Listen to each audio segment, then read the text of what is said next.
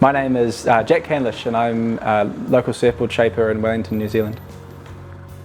So I've sort of grew up in Wellington, but then most sort of weekends me and my family would go to the beach and do all sorts of things. A bit of fishing, bodyboarding, kayaking, a little bit of surfing when I was younger, but probably didn't really get into that until I was a bit older. And so definitely had a big influence. I guess I get inspired by what other companies are doing around the world or in New Zealand, and like Patagonia would probably be a big inspiration to me. I sort of started making surfboards out of frustration for the conventional sort of boards. Before I was making my own boards, I was just riding conventional PU boards and just getting lots of dings and like snapping like a few boards here and there. And I think the worst experience I had was when I bought and paid $1,000 for, and I cracked it within like 3 months. And so that just didn't seem sustainable, right? And so kind of started looking at like buying boards that would last longer, and then I couldn't really at the time find anything that sort of ticked my boxes, the shapes that I wanted without weighing a ton. And then so at the time I was running a joinery business, and I had all these machines and access to lots of timber supplies, and I just started messing around and making my own.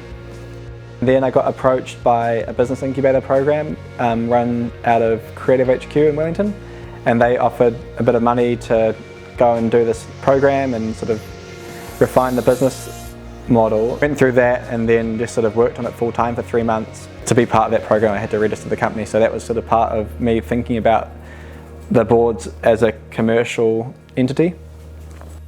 I can't really remember like why I decided to do it, but at some point I had this crazy idea of investing all my savings in this machine.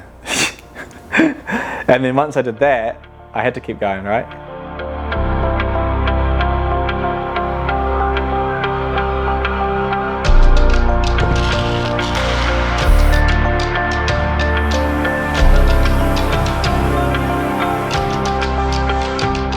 I think the part of my work that I enjoy the most is like solving challenges, especially when there's something that like hasn't been done before. Like when you go online and you can't find an answer to the problem that you've got, and then you come up with your own like original solution to this problem. You go through that process, you solve that problem, you come up with a solution for it, and then it works, and then you get to use that whatever it is that you've sort of created on a daily basis. That's probably the most satisfying thing.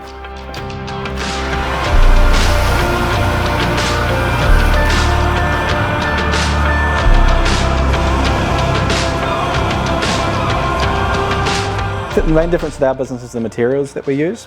So most conventional boards are made from polyurethane foam, and that material is like carcinogenic, toxic, non-biodegradable, and non-recyclable. And so in our boards we're currently using like recycled foam, hemp fibre, there's a bit of wood glue that goes in there, New Zealand grown Paulownia, and then bioresin, which is like a plant-based epoxy. And so the main difference is the materials, and obviously with that comes different processing, but the finished boards are pretty similar. There's been times when I've just wanted to, throw in the towel and get that corporate job, go work as an engineer or something. But for some bizarre reason, I'm not really too sure why, I just kind of keep going. But I think it's kind of that like gambling mentality, when you where you put $1,000 on a horse and you lose that, you've got to try and make that back, Very rarely do you come up with a name and it's just like, oh yeah, that's magic. And then so verdure was like kind of in conversation for a while. It means lush green vegetation, which is appropriate because we're looking at trying to transition to making like the world's first fully plant-based surfboard.